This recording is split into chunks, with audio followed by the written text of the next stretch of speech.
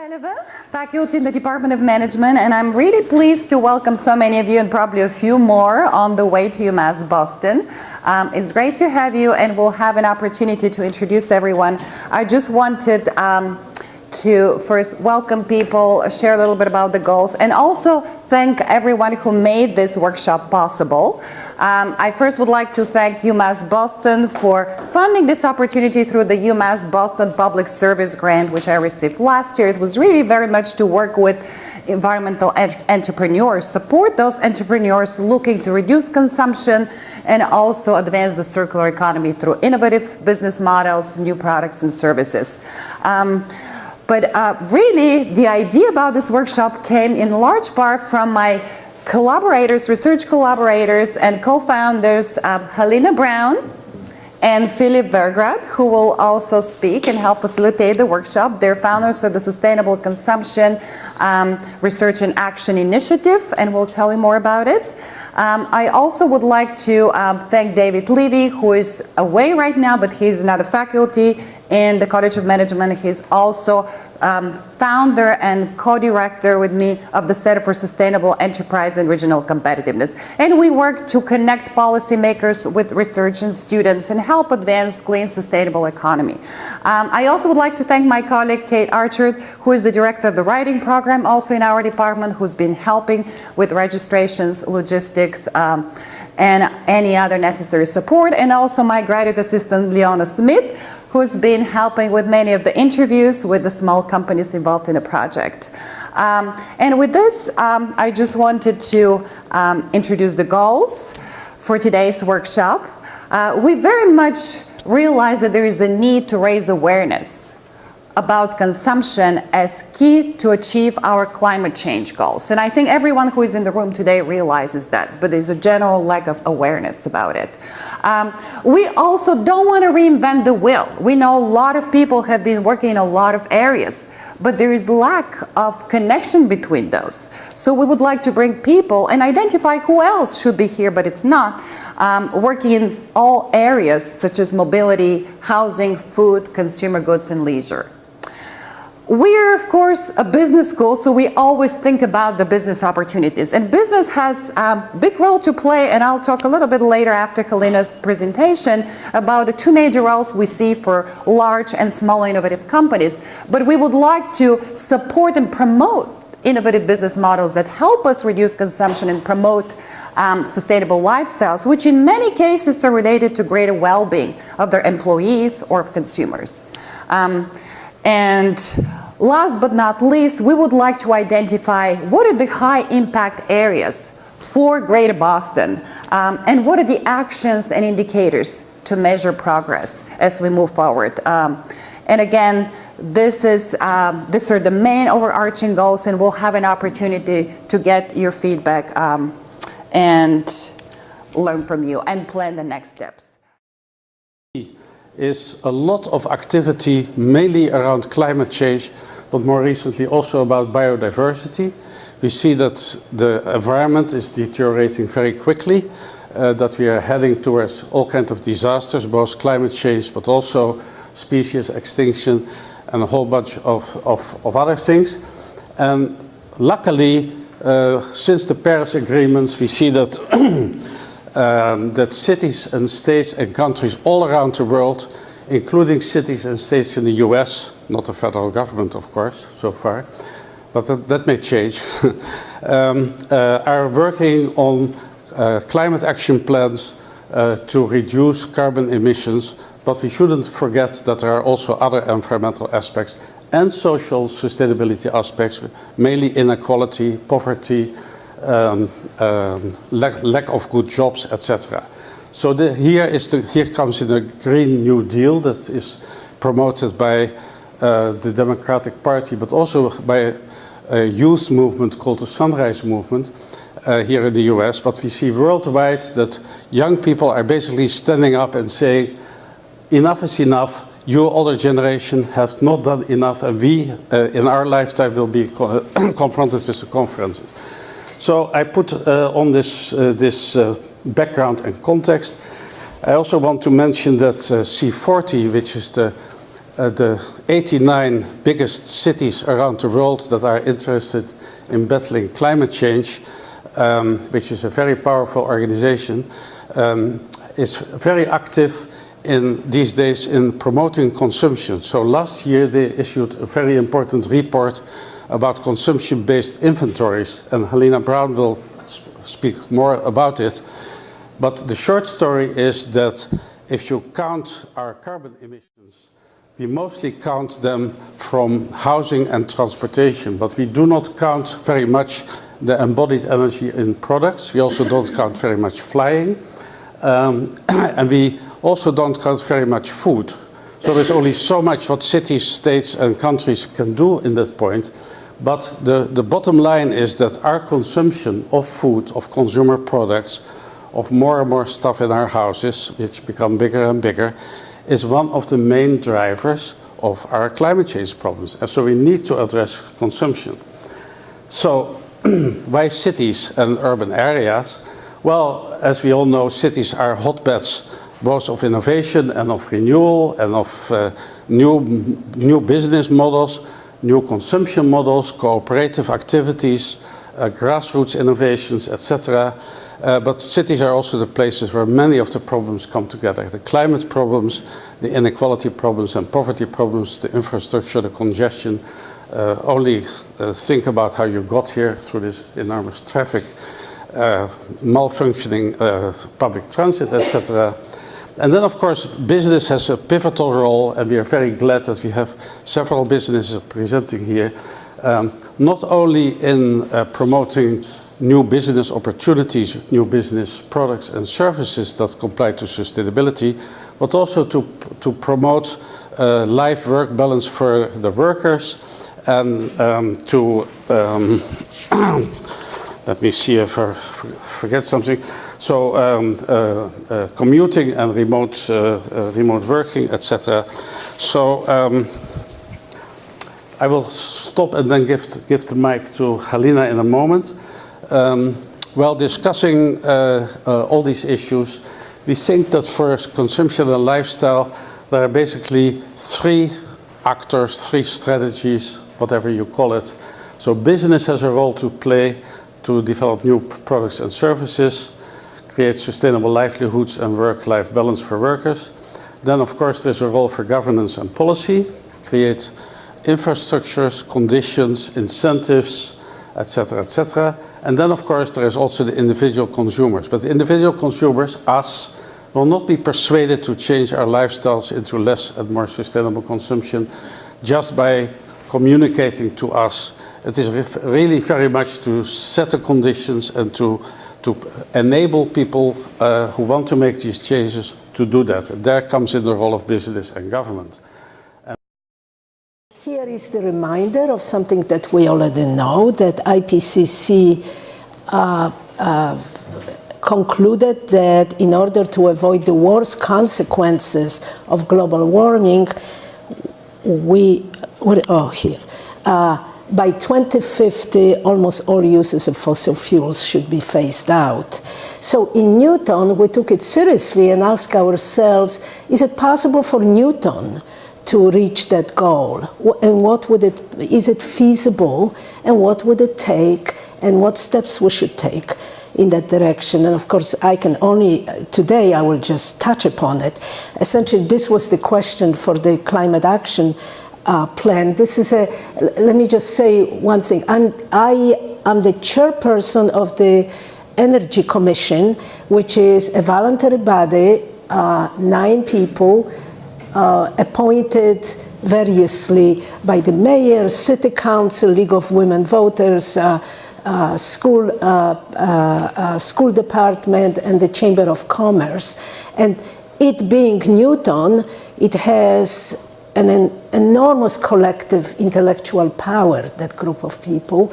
And we really very seriously took that and applied it to a great problem of our times, that's phasing out fossil fuels. And our answer to this question is yes. Actually, it is feasible for Newton to phase out in about 30 years fossil fuels, of course. But how did we do this work, we started, of course, with greenhouse gas emission inventory. You've seen this kind of inventories coming from states, various cities. Boston has one, and so on and so forth. What I want to highlight is what are the categories that are covered in these traditional inventories, and that is essentially a direct use of energy: heating, cooling, powering, electricity, right? Residential gas and oil, residential transportation, that's cars. In Newton, commercial gas and oil, commercial use of electricity, residential electricity, and we also included here natural gas leaks. So this was the basis for the work, right, this inventory.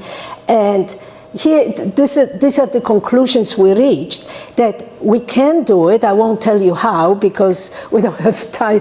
That's not the, there will be another talk I give to another group.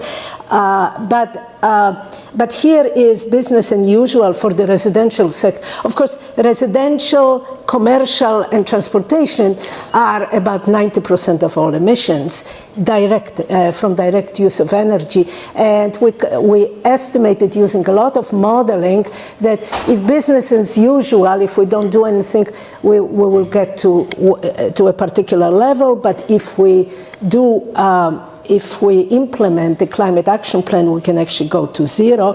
And the same thing with the transportation sector.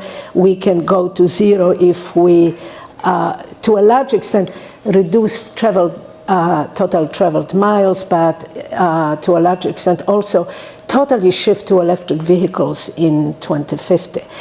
But there is more to this story, of course, because the Newton inventory does not count indirect greenhouse gas emissions from making these goods. The consumption, indirectly the consumption, and that is known as embodied energy. Embodied energy in building materials, in the content of housing, in how we spend our leisure time. It all is associated with greenhouse gas emissions, which for the large part are not accounted for. So the manufacturing of the house, the bricks, the plastic, the fixtures, the countertops, and so on, manufacturing the appliances that we put inside the houses, processing wood, and if you go further upstream in the chain, it's mining, smelting metals, transport, etc., etc. That is not included in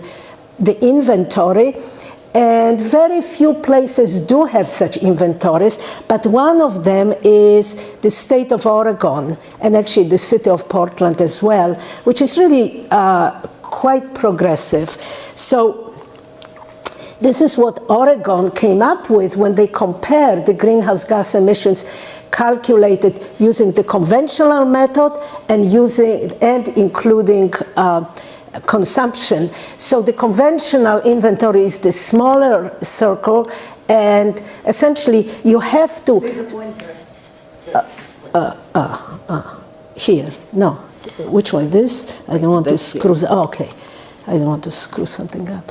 Okay, so you have to subtract from it the orange sliver here, which are goods and services that are produced in Oregon, but are used elsewhere outside Oregon. So we subtract that, but we add to it goods and services that are produced elsewhere, but are used by Oregonians.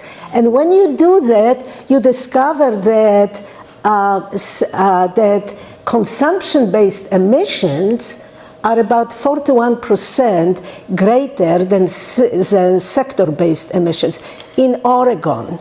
You know, if it was a state which has a lot of manufacturing, it may actually be reverse, right? That the sectoral is greater.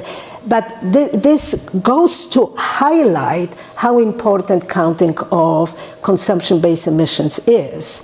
All right, and once again, Oregon, they in their inventory, they showed us that 80% of all greenhouse gas emissions of Oregonians are produced by households, which is actually not surprising when you think that about 70% of GDP is based on household consumption, So actually, this is a very nice correspondence of the two things.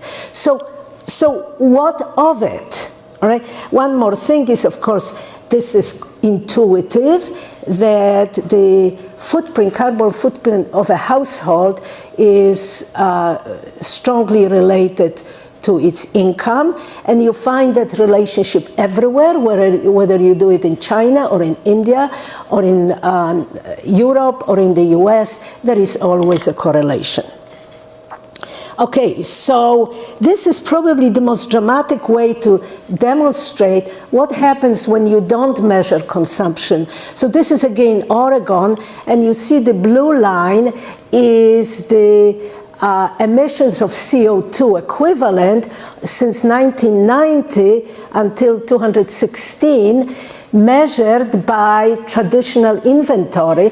And if you only look at that, you would say, okay, we didn't meet our goals, which are the lines on the bottom, but we are definitely making progress. And that progress is largely based on energy efficiency programs and a slow transition toward more renewable sources of electricity. But when you do it by looking at consumption, the picture is dramatically different.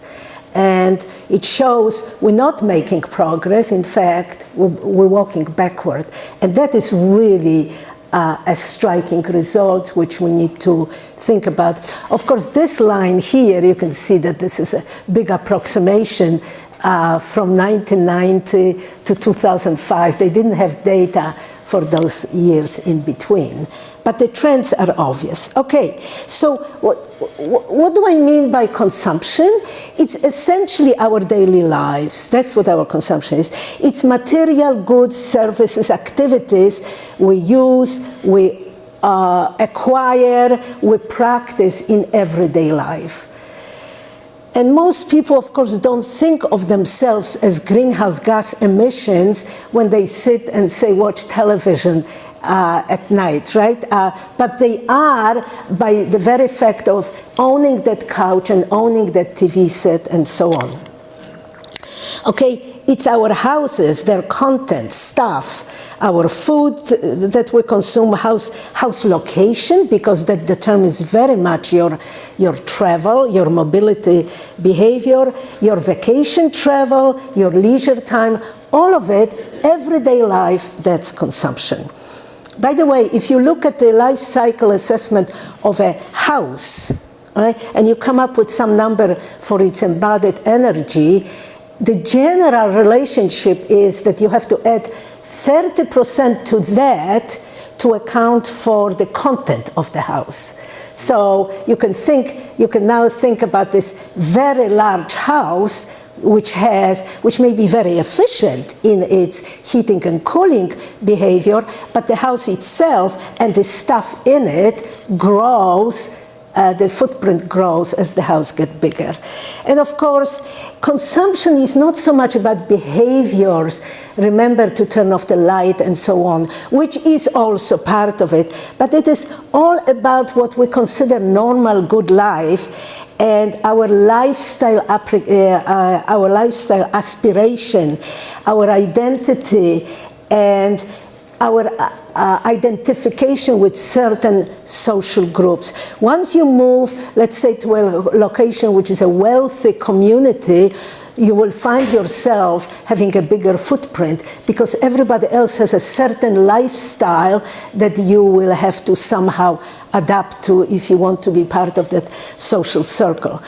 And of course, the enormous marketing activity, machinery, in our society expands this idea of basic amenities. This is just one example of it, showing you the number of bathrooms in newly built American homes. All right, going to 1975, all right, mostly there would be, a house with 3 bathrooms would be relatively rare, right? Most houses would have 2 bathrooms, right? But you go to 2015 and you can see that what people consider to be the baseline right? Because that's what the new construction is. It represents the baseline idea of a normality, normal life. It's 3 bathrooms, right? The house across the street from me just built 4.5 bathrooms. 2 people occupy it, all right? We can laugh, but this tells us what the baseline is and how we consume. So we know, if you're looking for a newly built house, you don't really have a lot of choice. Right? Somebody else determines your consumption as a homeowner. And that's a problem of a system of consumption with which we live. Right? And of course, there are lots of needs are manufactured. Who can live without a little refrigerator for their watermelon when they go to the beach or on a picnic? This costs about $300 if you want to get it, and then you have to schlep the thing. Think about that. Yeah. But think about the story of SUVs. We didn't need SUVs. We didn't know we needed SUVs until they showed up, and suddenly everybody needed SUVs. I don't know how many of you remember the book Lorax by Dr. Seuss? Yes. The Thneeds. Thneeds. Everybody needs the Thneeds, even though nobody knew what the Thneed was, right? But everybody knew, right? So Dr. Seuss was way ahead of his times. Okay, so for us today, we want to ask ourselves a question: how can consumption be reduced, considering that we live in a system of consumption? And more to the point is, what business opportunities are in it? Whenever you think about any kind of transition in technology, in lifestyles, there are losers and there are winners in the business community. So what we want to focus is, what are the opportunities to become winners if we can envision reducing consumption? And of course, to reduce it would take a lot of changes in institutions and so on and so forth, and I won't go, of course, this is for another place. So what we want, of course, one of the things we could be doing is reducing the size of houses. In our work in Newton, we noted that since 1950, every decade sees the newly constructed houses to be bigger and bigger, and now we are somewhere well over 4,000 square feet in Newton for a newly constructed single-family house. Of course, as the size of the family is slowly decreasing, our houses are getting bigger. So we could be doing other things. Here is Oregon, which had a very successful program on accessory dwelling units. These are just food for thought, all right? We could give up flying, which is probably the hardest thing for all of us, practicing professionals, people with money for one nice vacations. But apparently in Sweden, I just very recently learned there is such a thing as flying shame. People use the term, and actually some people decide, at least, and tell everybody about it, how they decided not to take a particular vacation because of it. So finally, okay, so what we hope for is the outcomes of the workshop is to come up with some concrete ideas how business can contribute to sustainable lifestyles. And we will break it up into these subgroups: housing, food, transportation, consumer products, or leisure, or maybe fewer depending what your interests are, and how to create these working teams, and hopefully develop some initiatives and metrics to measure progress. Thank you.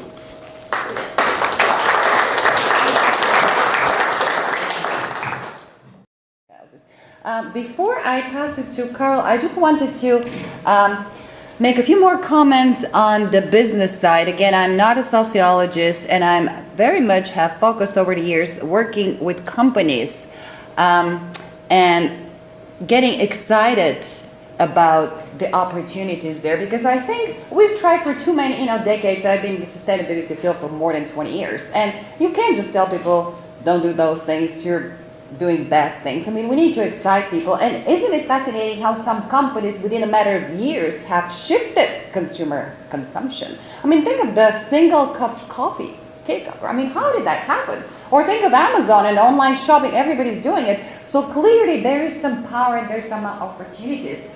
But those need to be understood, supported, and aligned in the right direction. So I just laid out some thoughts from my research over the past few years on sustainable consumption, the circular economy, really seeing two major areas for businesses to be involved. The first one is really launching new business models, innovative products and services. And this is something that's relevant for both large and small companies. And I was just recently reading that the Silicon Valley innovation engine is now moving out of, I mean, not so much out of, but it's really refocusing on food.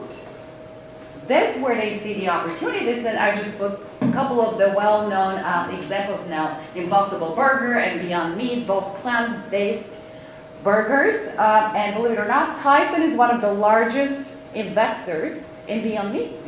And they're one of the largest meat producers. So this is where a lot of innovations. Yesterday I was reading about taking leftover food, feeding to some larvae which then are ground into very nutritional food for animals so we don't waste land to grow corn and so forth. So there are all those innovations happening.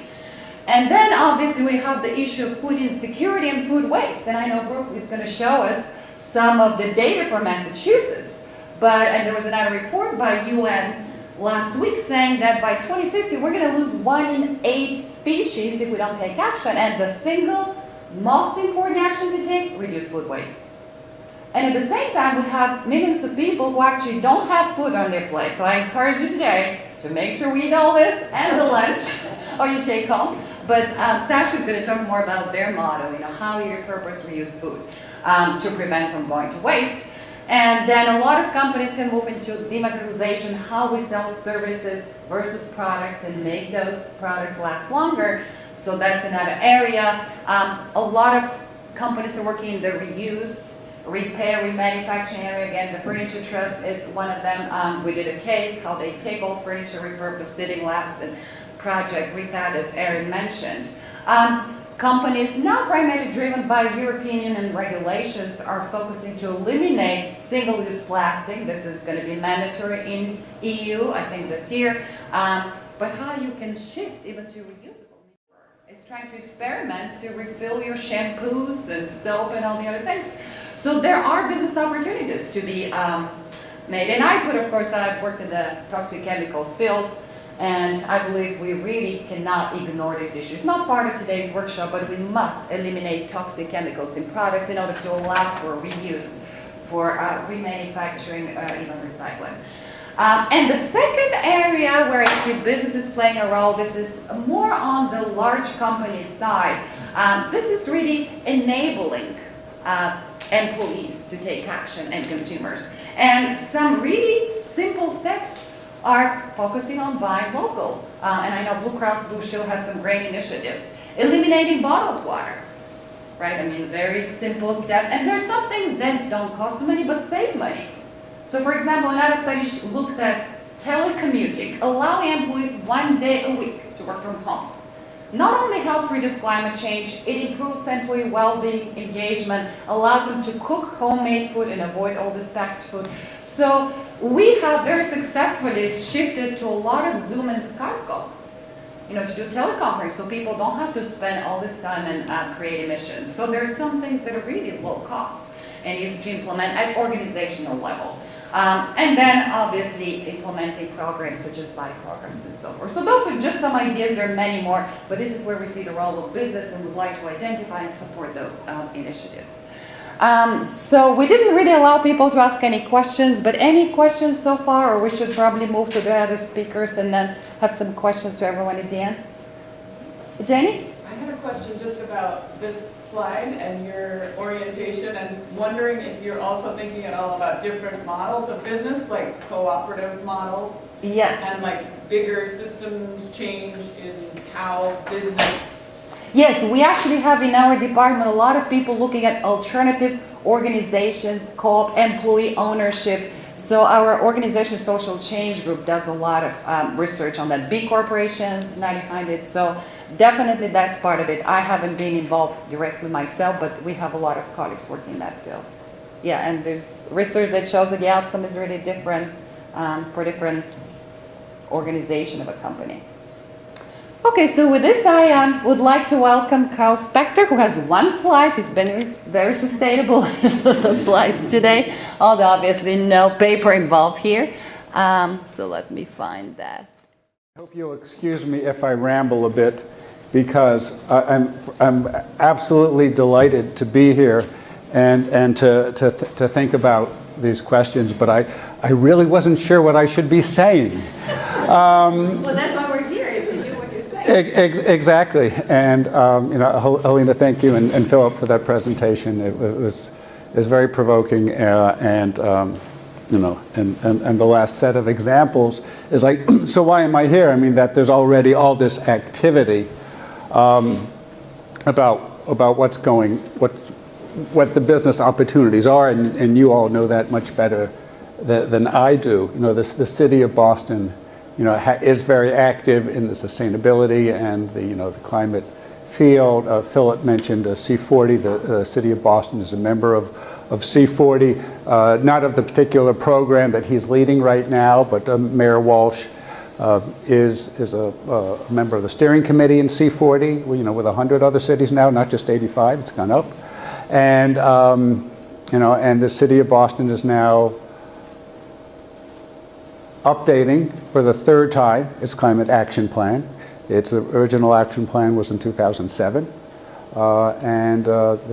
will be the third update with the goal of setting a path towards carbon neutrality. We are not doing consumption-based inventorying yet, though I do tell people that I think we're eventually going to get there. A few years ago, I had one of my staff people did sort of a back of the envelope, in a real just back of the envelope calculation of what adding consumption and airplane travel would add to our inventory. And we got about a 25% increase, which based on the type of calculation we did is perfectly in line with the sorts of numbers that Halina showed from Oregon.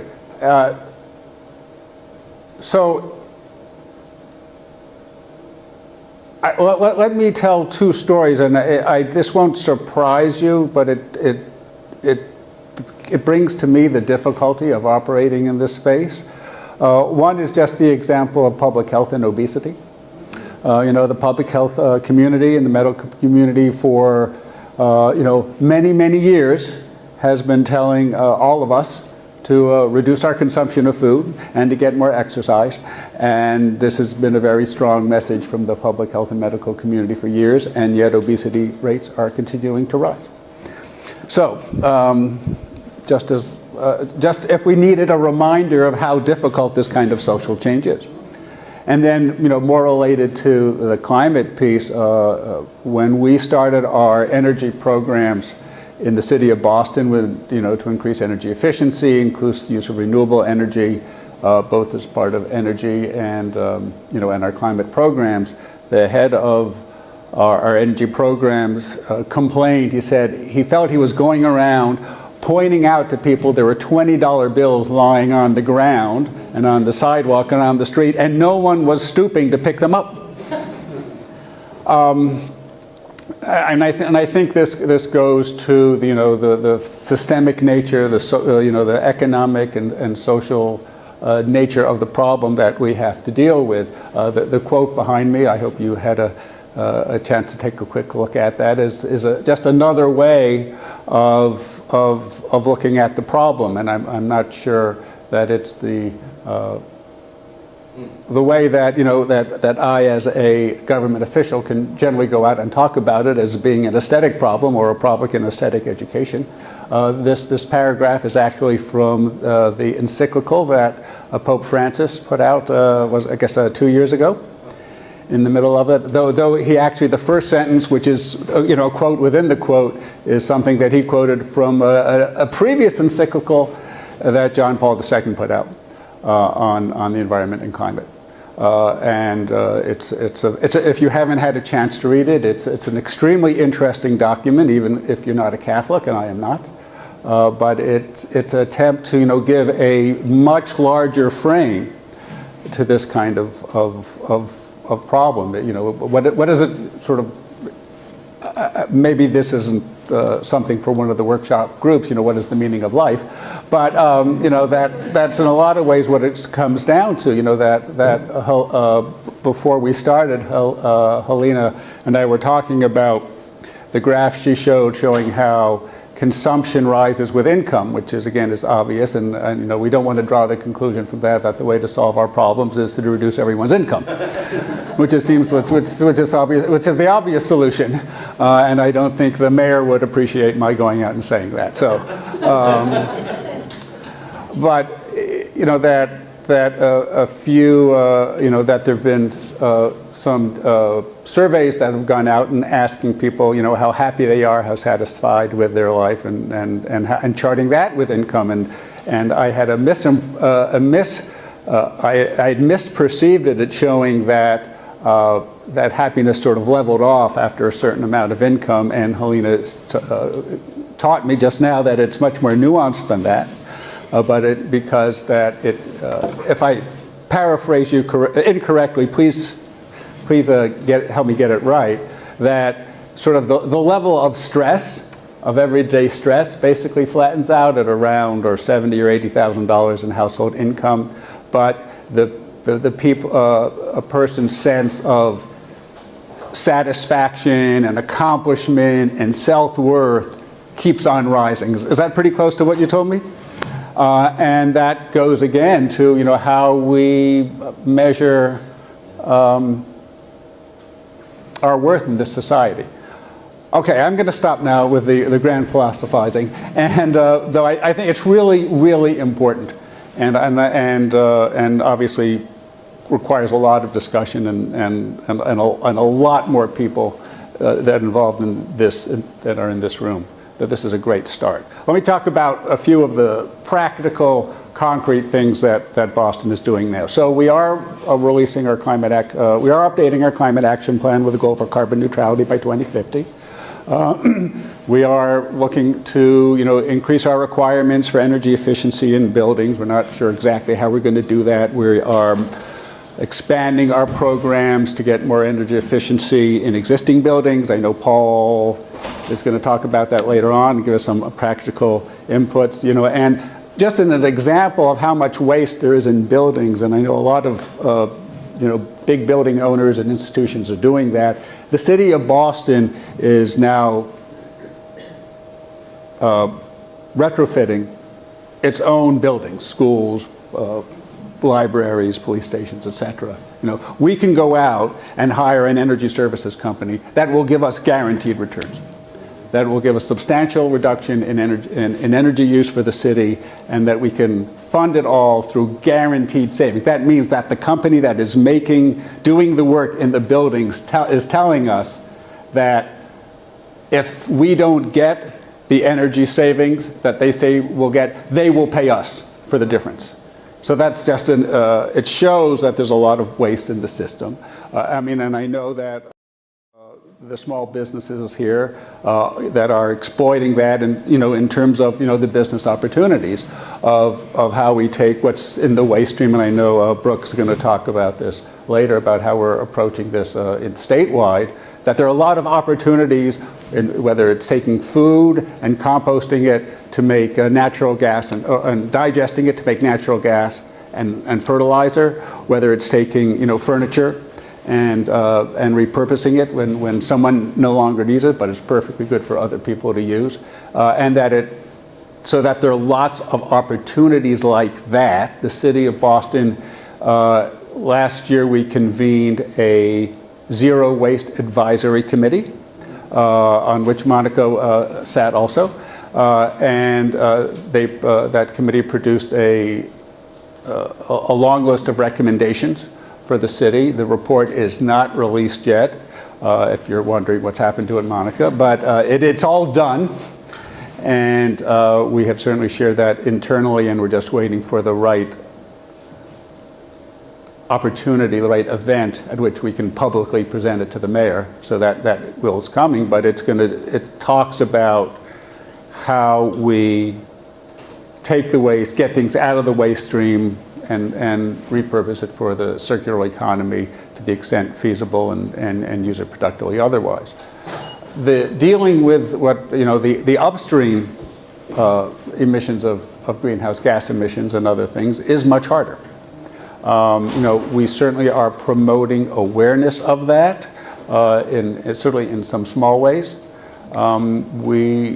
I have not figured out how the city of Boston does that, effectively and efficiently. Again, with I know that Halina and Philip are working with some other cities now through a C40 in a C40 program to develop that message and develop those programs, and I'm looking very much forward to hearing about them. I was curious, in what opportunities do you see or programs you know about that connect environment and consumption and energy with inequities in the city? And thinking about the growing inequalities and socioeconomic divisions among the residents of Boston.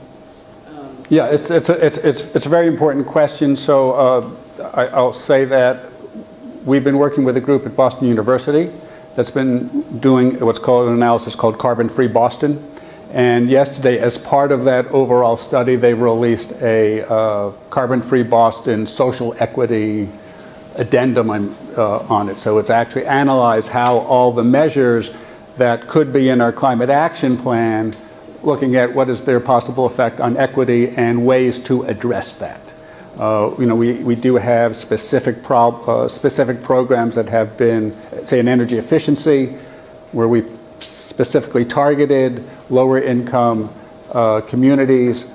We've had, in our Go Boston 2030 transportation plan, there was a lot of attention about what are the needs of especially lower income communities that have, that are not as close to the subways that are served by bus, and there's certainly a perception and to some extent, or some degree, a reality that they're less well served because buses get caught up in traffic and things like that, so it's less efficient for people in those communities around. So we're addressing that in some ways. There's always more to do.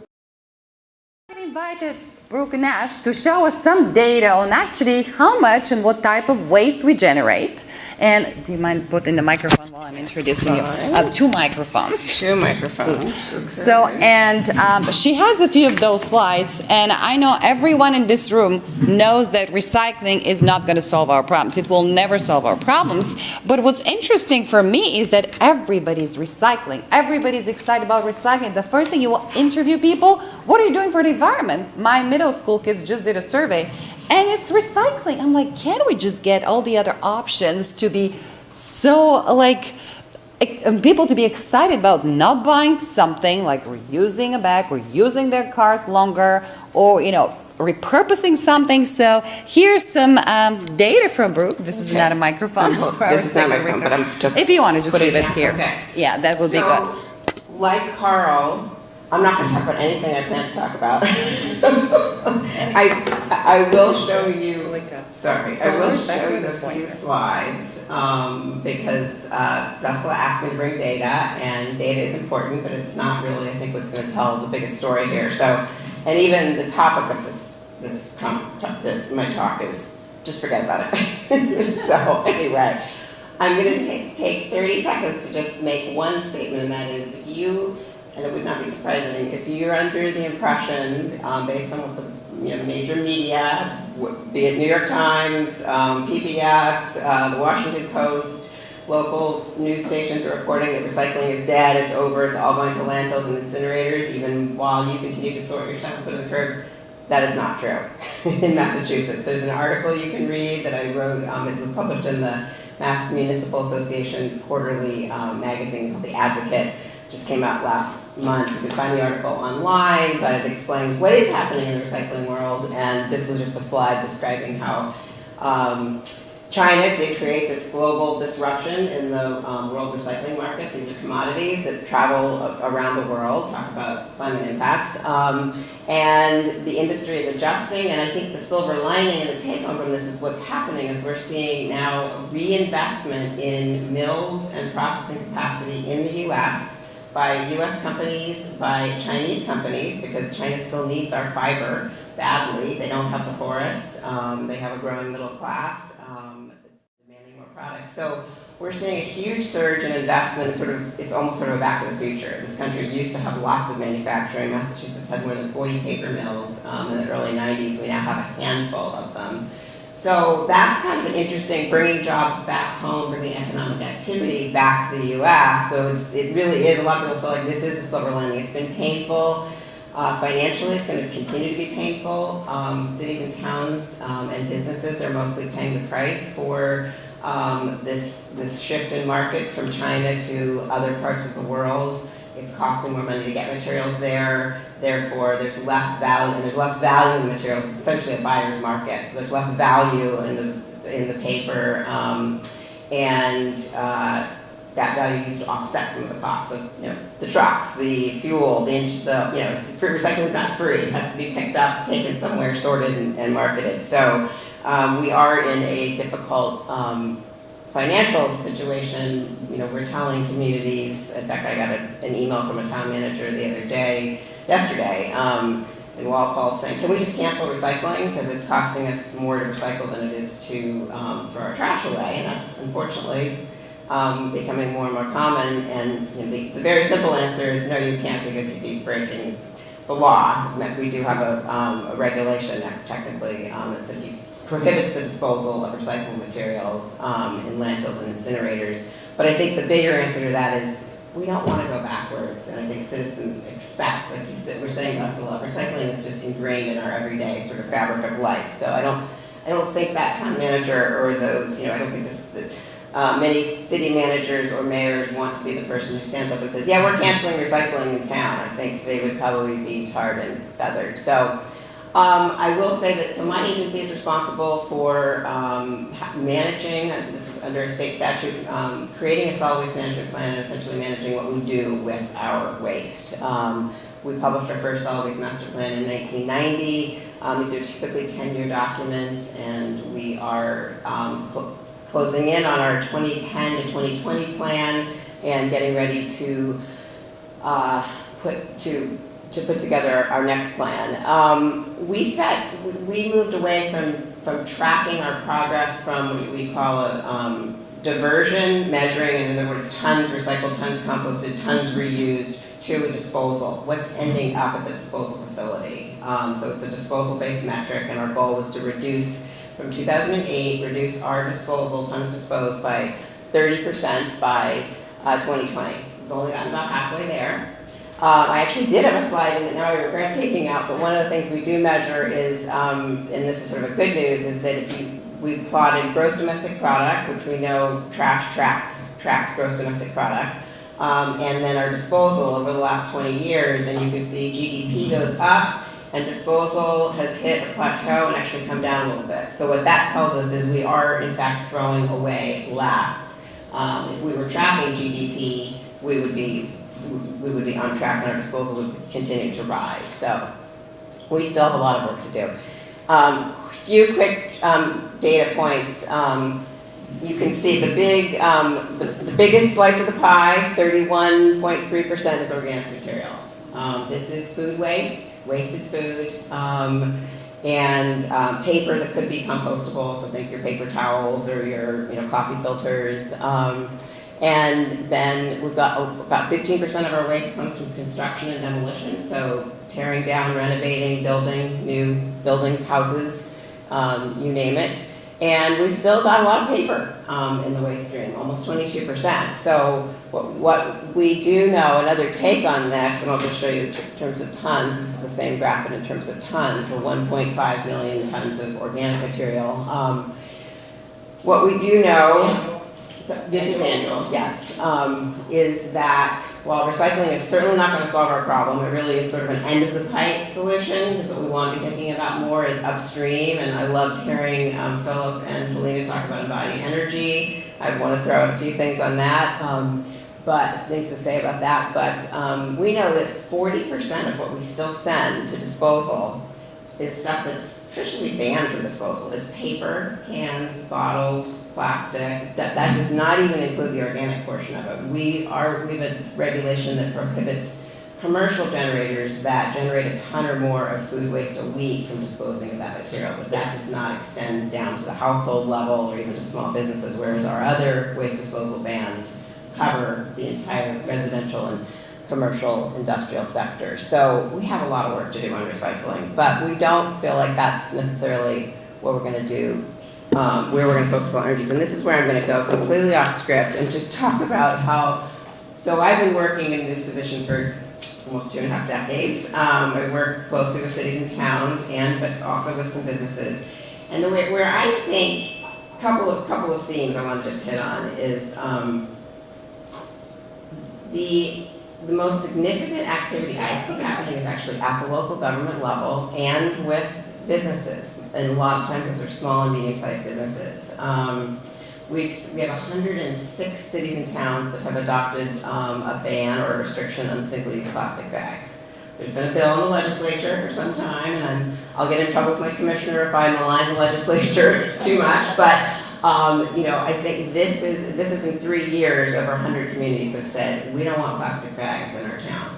We're now, I think, up to 35 towns that have passed, and I say we, the department didn't have anything to do with it. This is all happening at the local level. I just follow it and cheer from the sidelines. But 35 towns that have banned polystyrene, so take-out food containers, coffee cups, and some of them have gone as far as saying straws.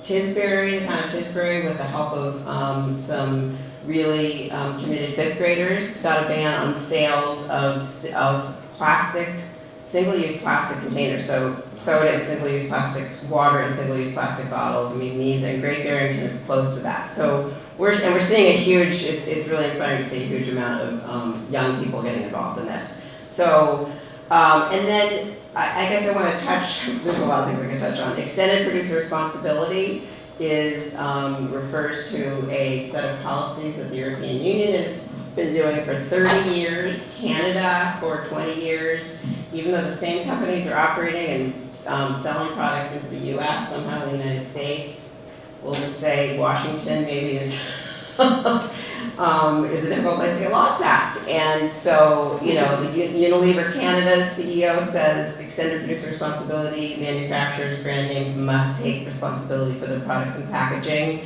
and help offset the cost of that and design products that are recyclable or that consume fewer resources to use. Well, we're not there in the United States yet. We are, however, Massachusetts, I will say. I'm going to do a little shaming here.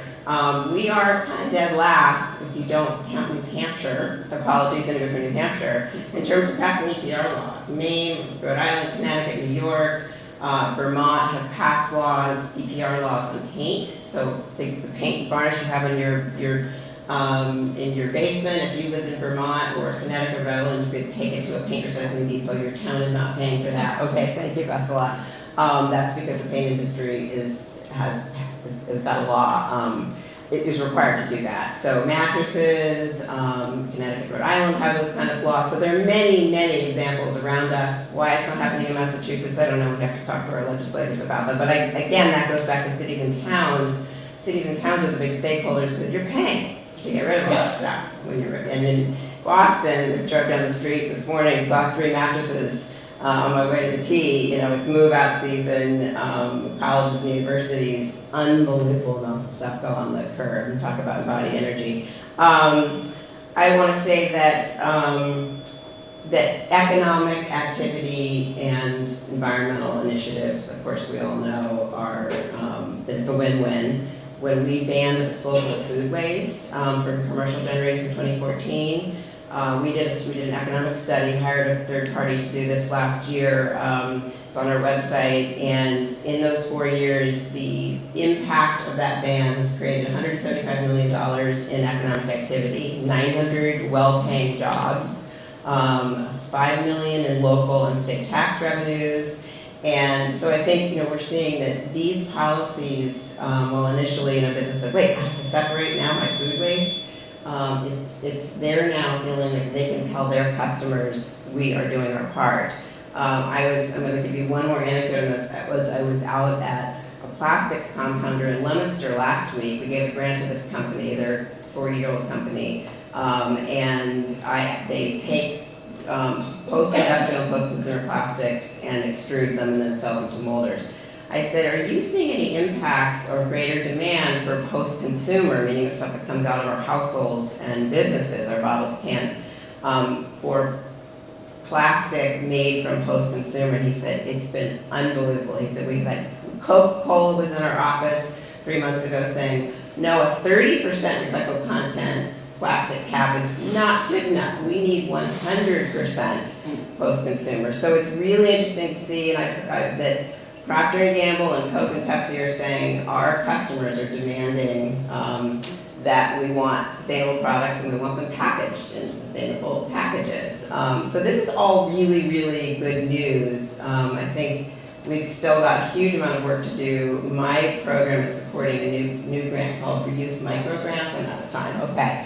But I just want to mention this, sometimes strategic inputs for small businesses or nonprofits can be really, really helpful. So we put out an application and said up to $5,000 we'll offer you for any kind of business or nonprofit that's engaged in the what I call the reuse, repair, and sharing economy, which is, as we know, a growing trend. And so, some of our first grants include a grant to a nonprofit in Hudson, Mass. That is getting furniture that moving companies normally would throw away. They have a furniture bank. Our money enables them to buy loading docks so they can more efficiently unload and take in more loads of material, and then they're giving that to people who have a need for household goods to furnish a home. Let's see, I'm trying to think of a couple of the other grants that we've given recently, but I'm probably out of time on that. But again, there's so many opportunities. We have a grant with the Furniture Trust right now. That is a huge issue. The amount of furniture that leaves corporate and commercial office buildings and goes straight into the dumpster because nobody has really thought about it until it's time to move is just staggering. And so there's a group there are a number of them, the Furniture Trust, Restream. They're going in and saying, don't throw that stuff out. We will give it to schools, to nonprofits. So I could go on and on and on, but I just want to give you a few examples of how there are some pinpoints of hope. I love what Oregon's doing. We were looking to Oregon. They're the leader. We'd love to see that model adopted, consumption-based model. It's really, really important part of the story. And I'll leave it there. Well, thank you so much. So I run an organization called Food for Free. It started back in 1981, and it was one of the first original food rescue organizations. So historically, we go to Whole Foods, Trader Joe's, Amazon Fresh, farmers markets, and our organization picks up about 2 million pounds a year of unbelievably beautiful, healthy, fresh food, and we distribute it out to food pantries, meal programs, schools, any organization serving low-income populations. And it was just started by folks in Cambridge that there was a local, it's now Whole Foods, was bread and circus. So at the end of each day, you'd see a ton of beautiful produce in the trash, and there's a food pantry. There's a couple food pantries, a couple blocks in either direction. So it was insane, right? These food pantries didn't have access to produce. This food is getting thrown away literally around the block, and they spoke to the folks at the store and said, "Can we put that in boxes instead, and we'll take it up the street?" and Food for Free was born. Okay, so we do a bunch of other things. More recently, we've been focusing on using schools as entry points to address students that are facing hunger, both K through 12 and higher ed. It's a major issue, but I'm going to not get into the details of what we do. So in 2014, historically and for 30 plus years, we picked up groceries. We didn't realize that it was food safe to collect prepared foods, but we discovered this in 2014, and we launched a partnership initially with Harvard University. they have 14 dining halls. And within 2 weeks of speaking with them, they started taking that food, freezing it up in bulk in bags, and we would pick it up. And we were picking up about 2,500 pounds a week initially. That went down because every time we start working with a food donor, they realize the amount of food they're wasting and they make changes, which is great, and we're happy to see that. But all of a sudden we had this resource, and I remember thinking, this is great because there's people who can't cook for themselves. I could bring them groceries, but it's a homeless family in a motel with a microwave, and that's not going to help. Or it's a student arriving at Bunker Hill after working all day that hasn't had anything to eat. So we thought, this is an incredible resource, and if Harvard's giving us this much, imagine how much is out there. And so we started trying to move these just ugly bags of food, and it wasn't easy. There was no nobody wants a big plastic bag of frozen food. We had Lowell coming up once a month. They have an enormous program down there, and they'd take 1,500 pounds. And we were able to move it, but we didn't know what to do with this food. Without all the details, over the following year, a donor supported me hiring somebody full-time to just go out there, talk to agencies, figure out what could we do, how can we use this food effectively, because this resource is out there, and if we don't figure out how to use it in a way that we can distribute it, it's all going to wind up in landfill or compost. And I meant to say really quickly, 30 to 40% of the food we grow goes to waste. If you took all of the wasted food annually, it's the third largest greenhouse gas country. So it's something we need to address. So what did we do? So Ross worked for us for a year. He was out there. And what he came up with is what we call family meals. So we're able to take this food and physically break it down using hammers and chisels so that we can portion it out into these individual microwavable meals. So that all there is Harvard and Tufts leftovers, and I would eat that. And these all of a sudden, and they stay frozen the whole time, and that was sort of what we figured out, because others were taking this food, defrosting it, putting it into individual packages and bringing it to motels. But then you've got to eat it quickly. It doesn't have longevity. These are nice and compact. They're paper-based. There's plastic on top. But we can now take these meals. There's a freezer at Bunker Hill and at Mass Bay Community College, and we bring them into schools, and we bring them into homeless shelters. And all of a sudden we have this resource that not only is accessible to all these people who didn't have access to food, but that takes advantage of this resource that we couldn't figure out how to use. This past Monday, I went to a ribbon cutting at Biogen, because Biogen and Kendall Square just donated us kitchen space. So they cut 500 square feet out of their building, which is another great aspect of reuse, and gave us a space. We've been borrowing church kitchens to do this, and we've had limited ability to scale it. They just gave us the kitchens. And the reason they did that was so their volunteers can come down, and all the volunteers in Kendall Square can come over, because they're trying to compete for employees that want to do good, and they can come help us create these meals. The last thing I want to talk about, in 2017 we expanded this partnership with Harvard, because they also want to engage their students, and ideally eventually their faculty and staff, in education around this issue and in participating and giving back to their communities. So what we do with Harvard is 4 days a week, and we do this with Tufts as well. Students come down at the end of the meal period and in the evenings, and before that food gets frozen, we provide all of the packaging and the training. They plate it up, seal it, and then freeze it. And this allows us to utilize things like mashed potatoes. You can't, short of a bandsaw, if you have a big bag of mashed potatoes, there's not much you can do. But more importantly, I think it engages the students in this work. And my hope is that we can take this model here and put it in any corporation or any hospital or any school that has a cafeteria that wants to engage their employees, or, and I see it as a CSR program. A lot of folks come to work now and say, how are we giving back? And this would prevent food waste in that organization. It would provide a way for employees to engage, and it would feed people in the community. And that's all I have to say. Thank you. And I We're working, so UMass Boston had a program called Campus Kitchens. We are now engaging to see if we can get back in here with Campus Kitchens, where we can actually create this Harvard model here at UMass Boston and have students engage in plating up food. Two concepts, operating carbon and embodied carbon. So when it comes to buildings, this space there's lighting, there's ventilation, there's heating, cooling, appliances. Requires energy to do that. That energy has a carbon footprint. So that's operating carbon. And we want to reduce that carbon footprint. We want to make buildings more efficient. We want to make appliances more efficient. Then there's embodied carbon, and that's the carbon required to build a building or retrofit a building. So that's the materials of construction, concrete, steel, glass, insulation. Some of us account for the carbon required to get the people to the job site to build it and back home, which can be a huge, huge amount of the embodied carbon. So we have, most of you are aware, we'll say all of you are aware, we're on a limited time frame here. We have a certain, I think we have to think about the carbon we expend in the next 10 to 20 years as an investment. And what are we going to, we have to invest that carbon very, very carefully. And think about what we're going to get out of that carbon investment. Well, you look at buildings, and buildings are a really bad investment. And what's really ironic is that high performance buildings and deep energy retrofits of existing buildings can be the worst investment of all. Worse investment than not doing anything. We think of green, we have this concept that a building can be green because we have all these certifications and awards for green buildings. Every building is basically an environmental mugging.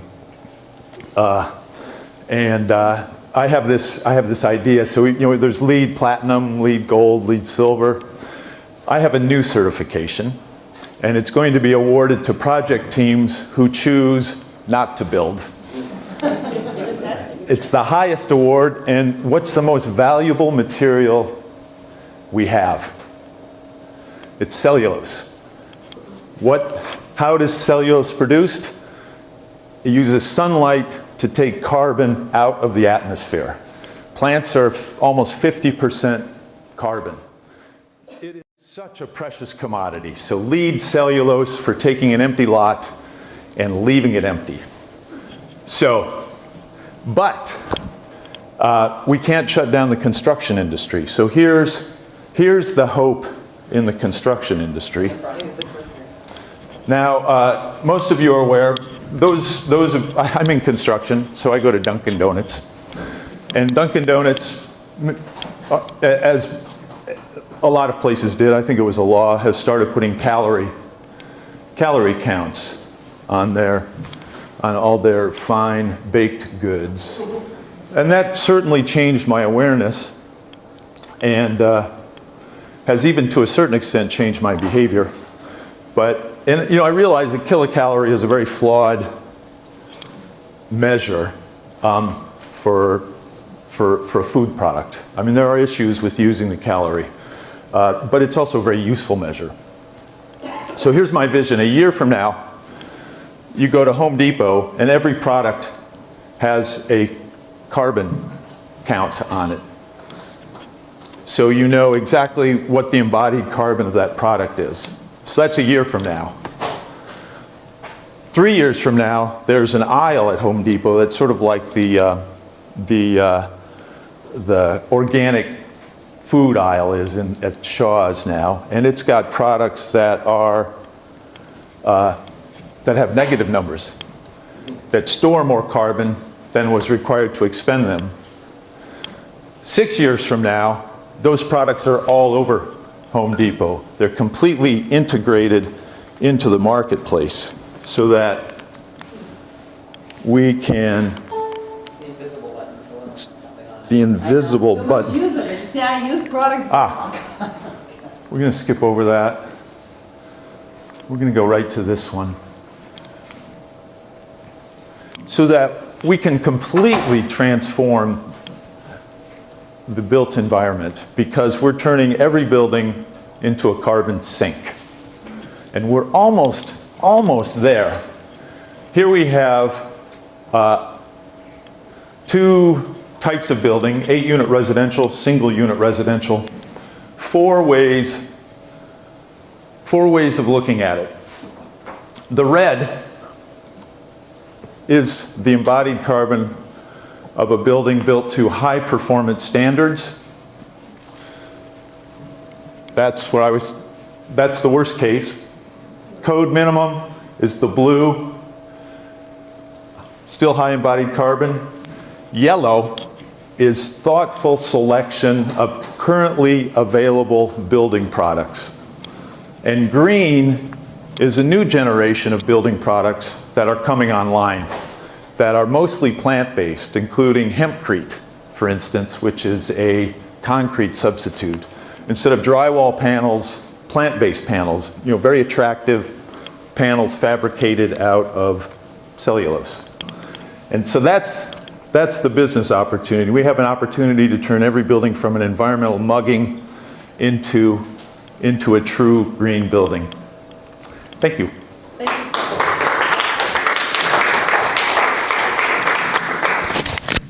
Well, this is really exciting that there's so many new materials that actually help you. A quick question while I'm switching. Yes, go ahead, Monica.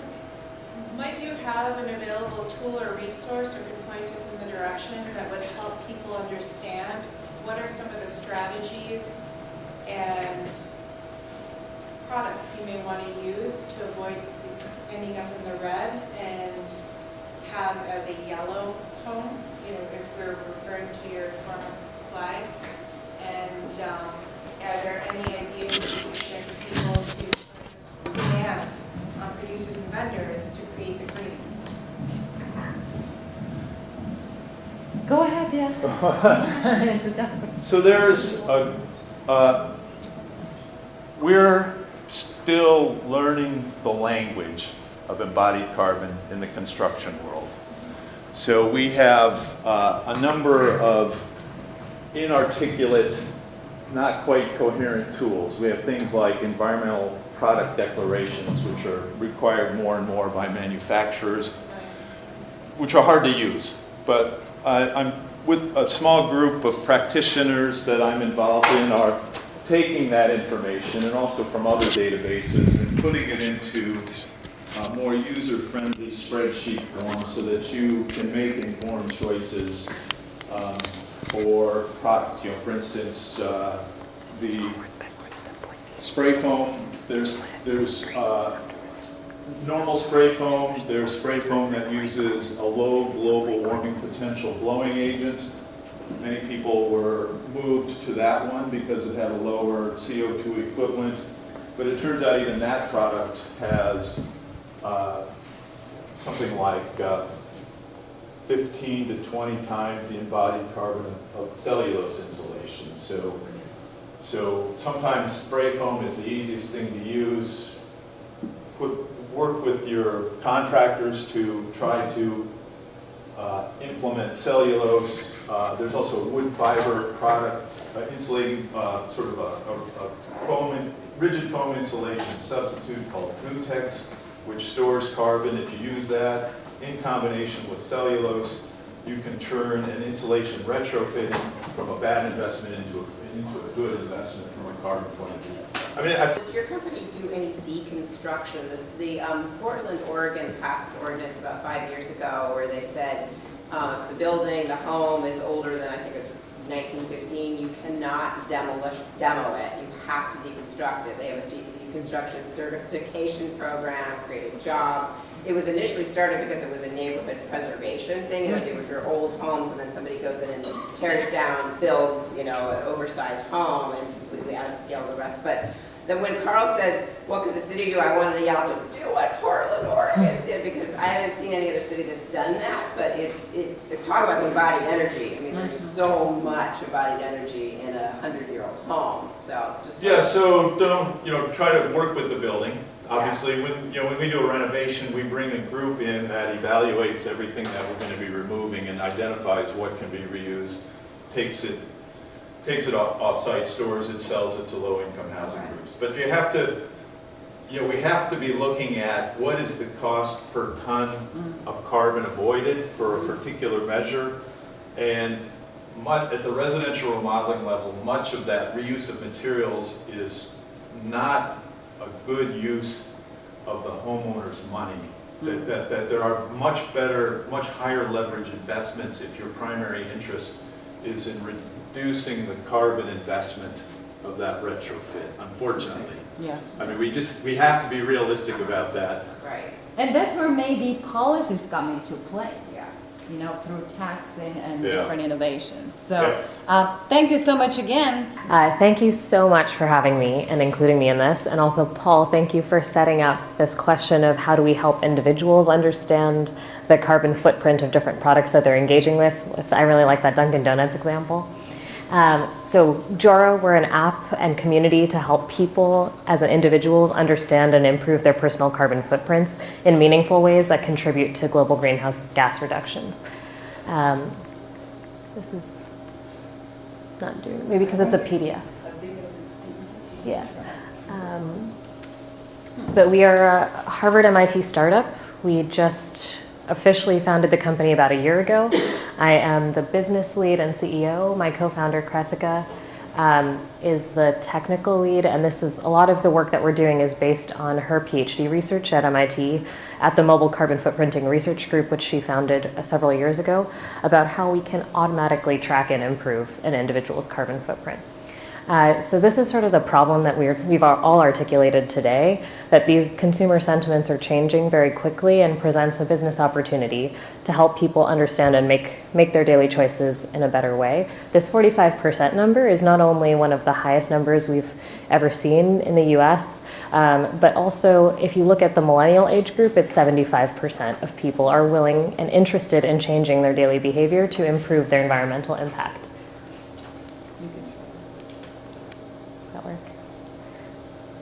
Thank you.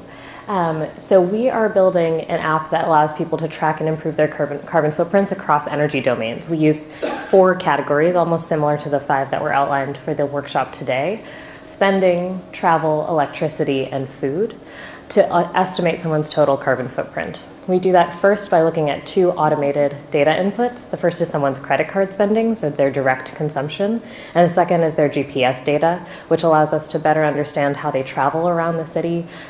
What we can understand if they're on a bike or in a car or on a plane and assign them the carbon footprint of that trip based on their GPS data. We can also understand more about how they're using energy in and outside of buildings. So we track the amount of time spent indoors versus outdoors, residential versus commercial space, and start to do more sophisticated estimates based on those numbers. So just to give an example, like your day might be that you wake up in the morning, you make yourself eggs. For something like that, you might have that tracked through your grocery bill that you already charged earlier that week, or you might have it in the food diary that we have. We have a multiple choice food diary that allows someone to enter for breakfast, lunch, dinner, and snacks, what types of food they've eaten. That would be like one of the only types of manual input that a user would provide if they want more granular data. If you have your commute to work, we'll automatically detect what type of mode of transport you're taking. Initially, you would have told us what your typical car would have been, and so we'll assign that trip to you. And then electricity use in your home, based on the number of hours that you spend in your home, your zip code and what type of home we estimate that you're living in, we assign that to you for the day.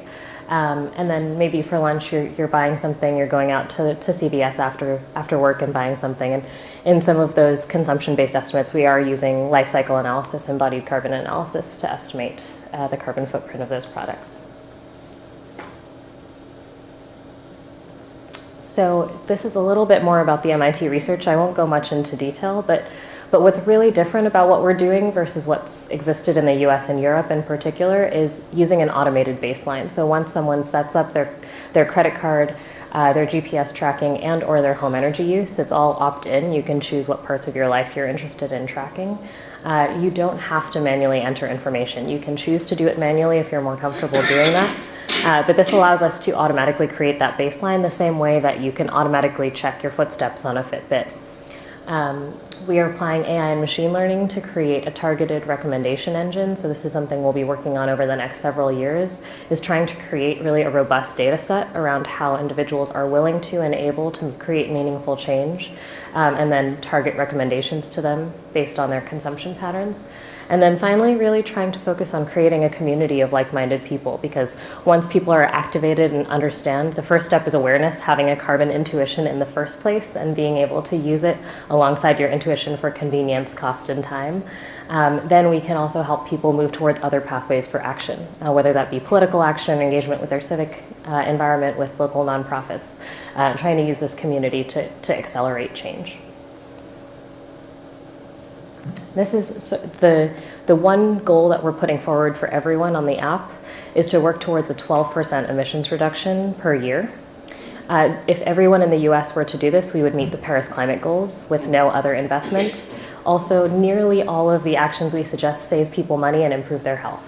So things like biking, walking, eating more plant-based meals, taking more public transit, using less energy in your home. The only actions that could cost you money are things like purchasing offsets for flights, using green energy at home in some areas, and potentially, if you're buying a new car, considering hybrid or electric. Those would be the only ones that would cost people money. All the rest of them save money and improve health.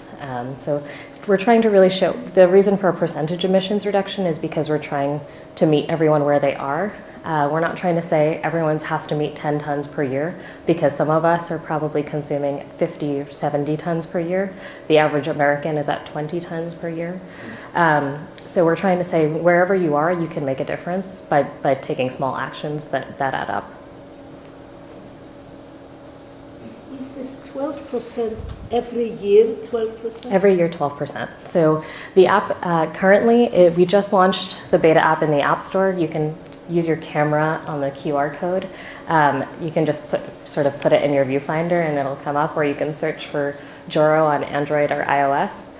We launched the beta 3 weeks ago. The first version of the app allows you to sign in with your credit card. Based on your credit card spending, estimate your carbon footprint, buy into carbon offsets at a subscription. Right now we offer a flat rate, which is $15 a month, or what it would cost the average American to offset their monthly footprint. And you can start taking pledges for certain actions you're interested in taking to improve your footprint. There's a lot more functionality to come. A lot of the recommendations and community that I mentioned is going to be coming in the next months and years. But would love your feedback and thoughts. And we're based in Cambridge, so come see us.